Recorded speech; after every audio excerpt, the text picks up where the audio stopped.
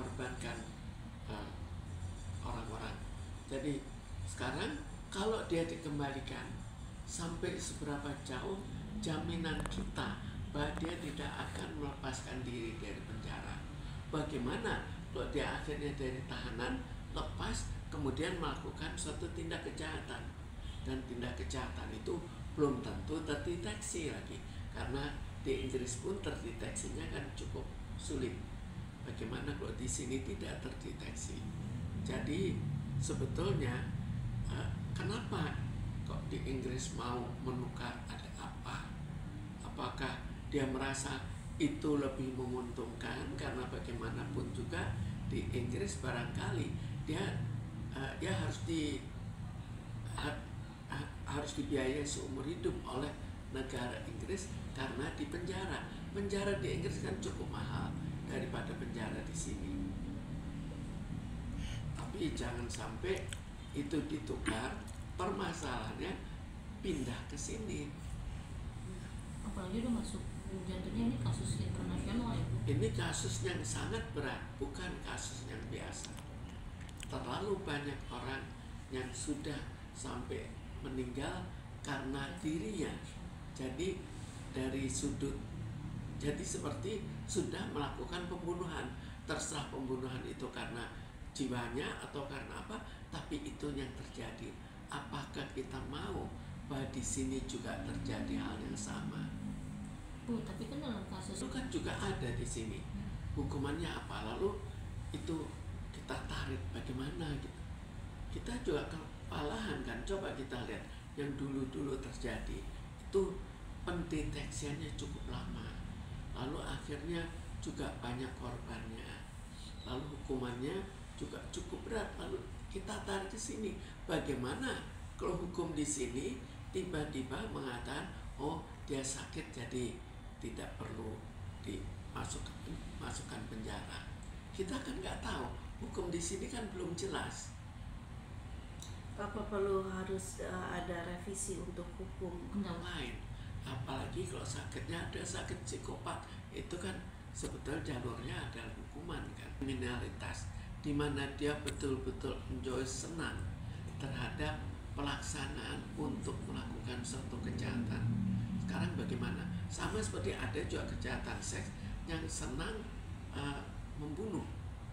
Nikmatnya di situ bagaimana? Apa kita juga biarkan?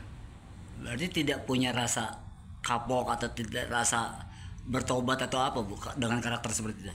Kenyataannya begitu, tinggal sampai seberapa jauh kita bisa mengobati orang itu kan nggak bisa juga. Itu kan sudah, kalau sudah terlalu berat seperti itu, maka kemungkinan untuk sembuh terlalu kecil dan kemungkinan untuk mencari korban baru terlalu besar.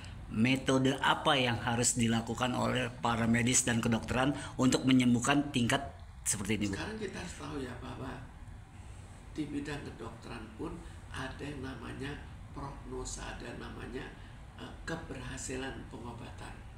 Kalau tipe-tipe ini penghasilan pengobatannya itu sulit sekali. Lalu apakah kita mau jadi pahlawan dunia bisa mengobati? Apakah sanggup kita mengobati? Sepertinya kan juga sulit sekali. Belum pernah ditemukan teori-teori ilmiah untuk hal itu Bu? Teori ada, tapi kesembuhan dari teori itu yang dipertanyakan. Bu, kalau melakukan pertobatan dia kan orang juga belum tentu bisa langsung percaya, karena kasusnya si Renato ini kan 190-an gitu Bu yang dia pakai gitu. Ya sekarang kalau dilihat dari jumlahnya, mestinya ya hukumannya Penyakit ya. nggak bisa dibiarkan. Terserah itu, kalau itu suatu penyakit, oke, silahkan, tapi tetap saja tidak bisa keluar dari suatu ruangan tertentu. Tapi kan ini kan udah mencakup antar negara ya Bu ya. Apakah ini pasti ada unsur politiknya gitu di antara negara? Kita tidak tahu siapa yang ingin diloloskan dari sini. Dari orang warga negara Inggris yang di sini diminta untuk ditukar, siapa? Tanda tanya besar berarti Bu. Tanda tanya besar. Dan apakah ada sesuatu di balik itu?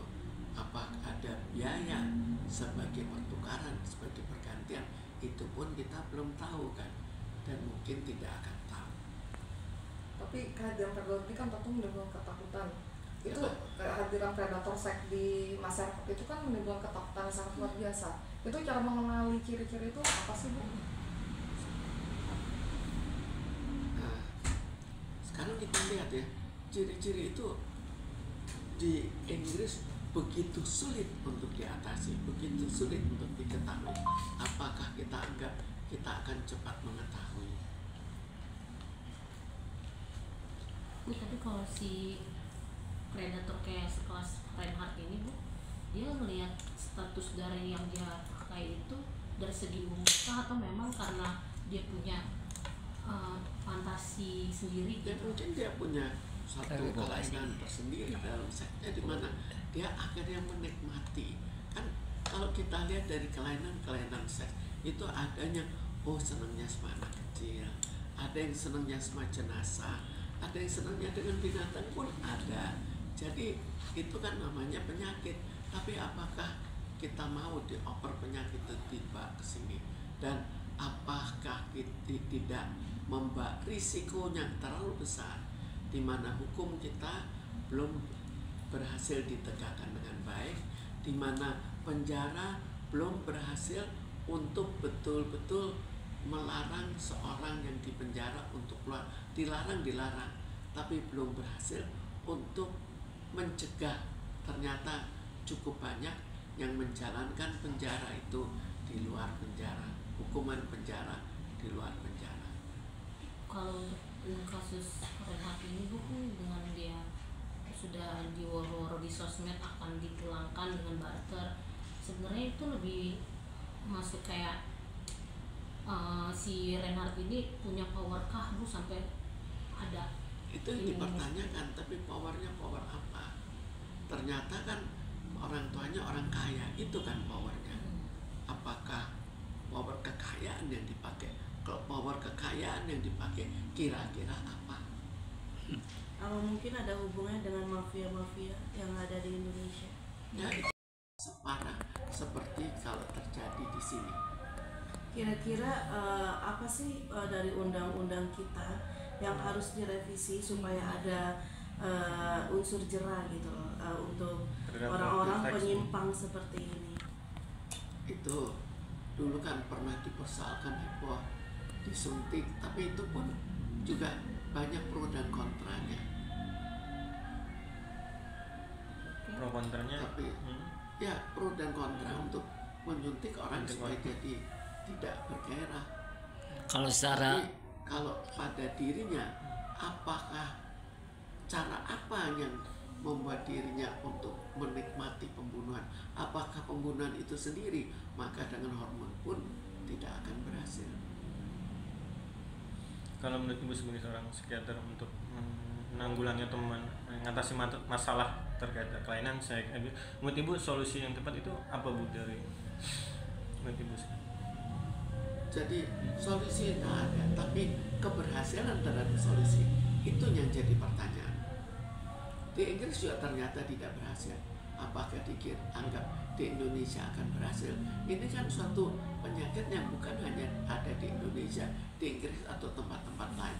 Sekarang negara mana yang psikiaternya berhasil untuk mengatasi penyakit-penyakit seperti ini?